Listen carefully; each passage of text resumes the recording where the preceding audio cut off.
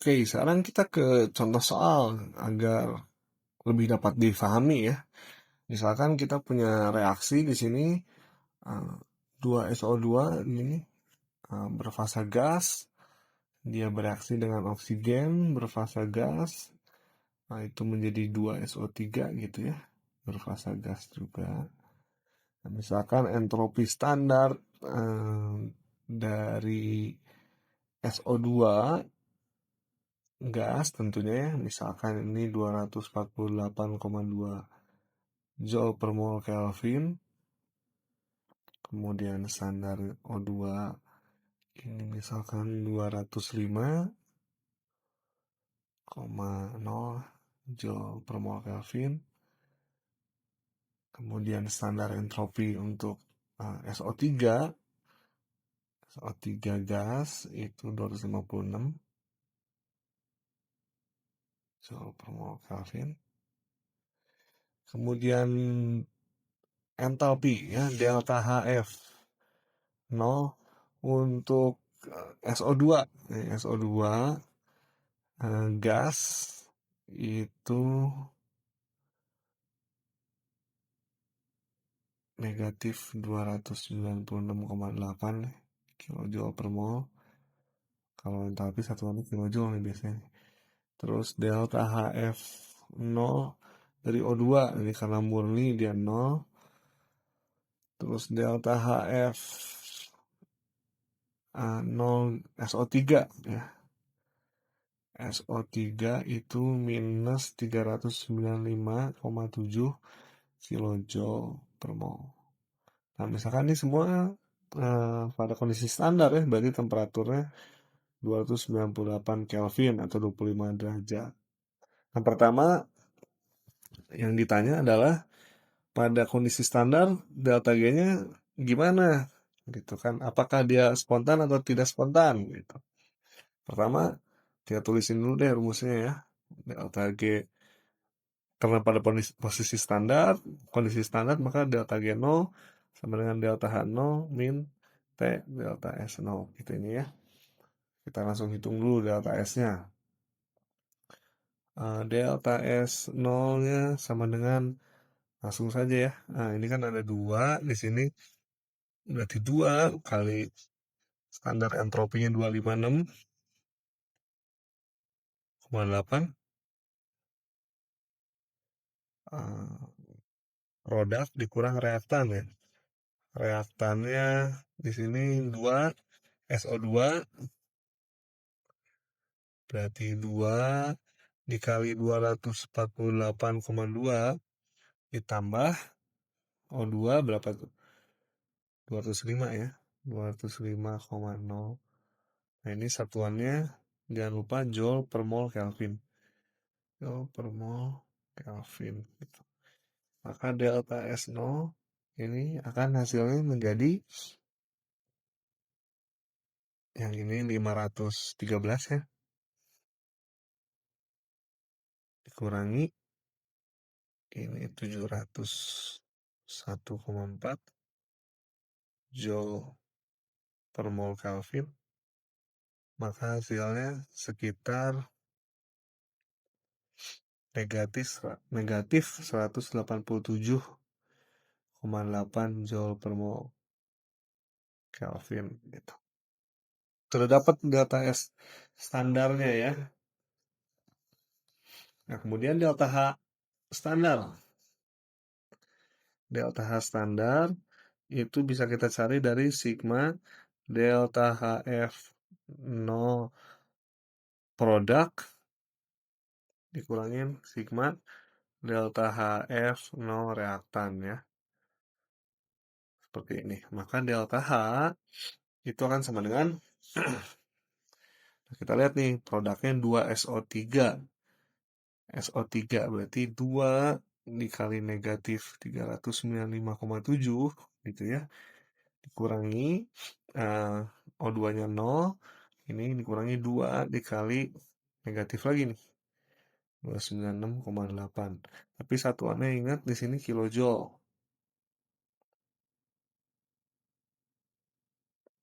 Kilojoule per mol ya. seperti ini. Maka delta H akan sama dengan delta nol, maaf ya ini ya. Nol akan sama dengan eh,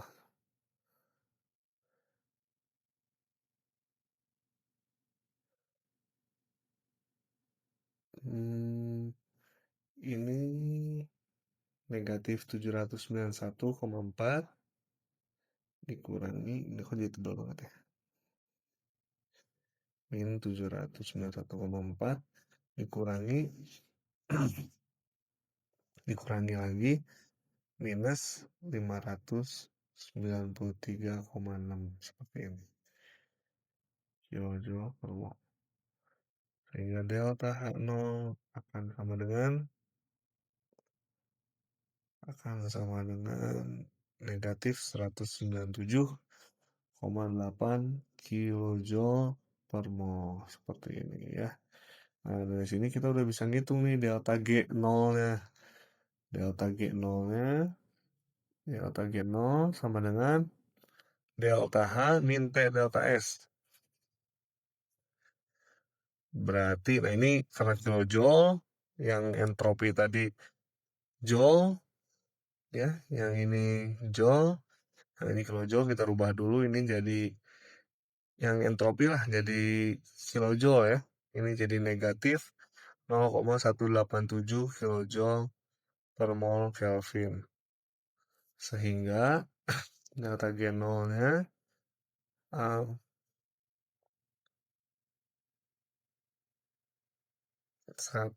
negatif, berarti ya negatif 197,8 delta H kilojoule per mol, kan delta H ya, min T-nya 298 Kelvin gitu, dikali negatif 0,187 kilojoule per mol Kelvin. Nah, Kelvinnya bisa dicoret. Nah, ini udah sama nih. Ini delta G0-nya dihitung ya, kira-kira negatif 141,8 lah kilojoule per mol. Seperti ini, begitu. Nah, ini berarti nilainya delta G 0 berarti kurang dari 0. Artinya dia spontan pada kondisi standar ya, pada kondisi 298 Kelvin, mungkin tekanannya 1 atmosfer gitu ya, seperti itu. Nah, kemudian pertanyaan selanjutnya, berapa konstanta keseimbangan gitu? Seperti kita ketahui bahwa tadi kan sudah kita turunkan ya, bahwa delta G itu akan sama dengan delta G0 ditambah RT ln Q gitu ya. Nah, sedangkan saat keseimbangan delta G-nya sama dengan 0, maka delta G0 akan sama dengan min RT ln. Nah, Q-nya di sini pada kondisi keseimbangan jadi K gitu. Kita bisa cari nih nilai K-nya dari sini. Delta G-nya kan kita udah tahu nih, delta G0-nya negatif 141,8 kilojoule per mol. Negatif RT ln K. Negatifnya kiri kanan ada, kita coret. 141,8 kilojoule per mol, R-nya 8,314 ya. 8,314 kilojoule mol Kelvin itu tuh, kilojoule per mol Kelvin dikali misalkan suhunya kita mau tahu nih keseimbangannya pada kondisi standar berapa gitu ya. Di sini tinggal dikali aja. Nah, 298 Kelvin. Terus lalu di sini ln K seperti ini.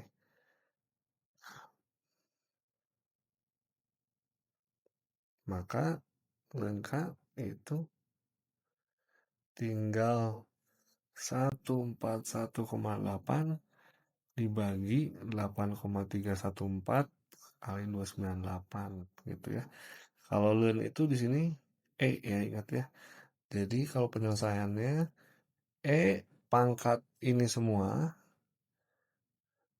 kalau ini saya ganti jadi A gitu ya. E pangkat A sama dengan K gitu. Itu. Atau E pangkat 141,8 per 8,314 kali 298. Seperti itu. Jadi K seperti ini. Nah, mohon diingat kembali nih di sini karena kita menggunakan temperatur yang 298 nih ya. Saat delta G 0 sama dengan min RT ln K, kita pakai temperaturnya 298. Nah, didapatkan nilai konstanta keseimbangannya seperti ini. Nah, artinya ini adalah konstanta keseimbangan pada temperatur 298 dan tekanan tadi berapa gitu ya. Kan di sini 1 bar tadi ya, 1 atmosferik gitu. Seperti itu. Jadi nilai K itu umumnya berubah-ubah. Bagaimana temperatur juga seperti itu ya. Ya, sekarang ke contoh soal lain ya. Eh, Misalkan asam asetat gitu. Asam asetat atau cuka ya kita tuliskan berarti kan CH3COOH gini. Itu misalkan kita apa namanya? Larutkan ke dalam sebuah pelarut gitu ya, akan terdisosiasi ya menjadi seperti ini, H plus ditambah CH3COO- gitu. H plus seperti ini. Misalkan udah diketahui deh delta G 0-nya itu misalkan positif nih 27,1 kilojoule per mol gitu ya. Ini pada temperatur standar ya 25 derajat atau 298 Kelvin gitu. Nah, ini bisa difahami ya. eh, Soalnya seperti ini. Nah, kemudian diketahui juga konsentrasinya bukan pada keseimbangan ya. Misalkan pada kondisi ini CH3COH konsentrasinya itu sekitar 0,1 molar. Kemudian H plus misalkan 1 kali 10⁻³ gitu ya. Kemudian CH3COO-nya 1 kali 10⁻³ molar gitu ya. Nah, kita hitung, kita disuruh cari kita delta G-nya berapa yang bukan standar ya. Ini kan bisa kita hitung tadi dengan persamaan delta G sama dengan delta G0 ditambah RT dan Q ya gini ya. Nah, kita cari dulu Q ya. Q-nya itu bisa kita dapatkan dengan seperti ini. Eh, Konsentrasi CH3COH CO min maaf ya yang kanan yang produk 1 kali 10⁻³ seperti ini dikalikan konsentrasi H plus 1 kali 10⁻³ seperti ini dibagi konsentrasi CH3COH gitu ya 0,1. Nah, untungnya di sini tidak ada koefisien ya. Kalau ada koefisien misalkan di sini 2, maka di sini juga harus jadi pangkat 2.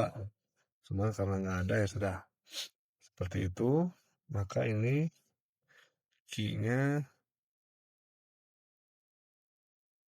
ini kan 10⁻⁻6. Ini kan 10⁻⁻1. Ya, jadi 10⁻⁻5 ya. 5 ini nggak ada satuan ya kalau Q gitu. Nah, kemudian delta G, maka kita bisa cari delta G0. Mana delta G0? Datanya tadi 27,1 seperti ini. 27,1 ditambah R delta G0 itu kilojoule per mol ya. Kilojoule per mol ditambah R itu 8,314 kilojoule per mol Kelvin gini.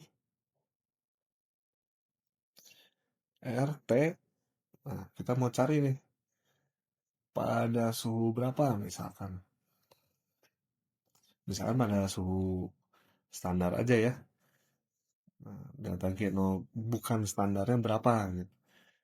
298 Kelvin. Kelvin dicoret. Terus kemudian dikali Leun Ki. Leun 10 pangkat min 5. Gitu.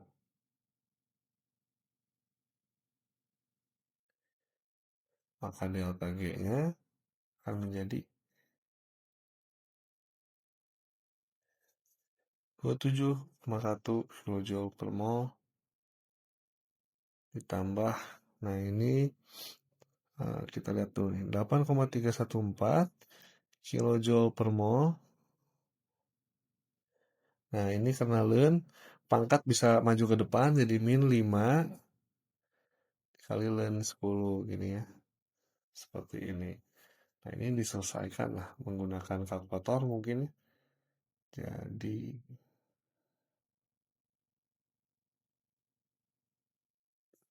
negatif 1,4 kilojoule per mol.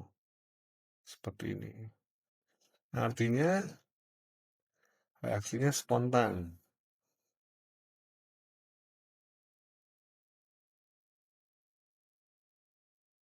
Nah, kalau dalam konteks reaksi seperti ini, spontan berarti dari CH3COH dia spontan ke kanan gini ya. Nah, kalau nggak spontan dia akan berusaha tetap jadi CH3COH gitu. Tapi karena ini spontan dia berubah secara natural untuk berubah ke kanan menjadi H+ dan CH3CO-. Seperti itu. Nah, pada soal ini bisa dilihat bahwa delta G0 itu bernilai positif nih.